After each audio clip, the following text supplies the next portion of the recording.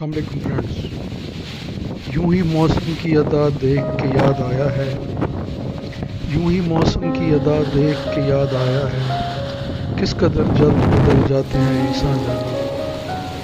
तो आज मौसम ने इतने रंग बदले हैं और वो भी 60 मिनट के अंदर, 1 घंटे में। ये ज़रा तरतीब से देखिए कि कैसे बदल रहा है अपने मौसम खुद को।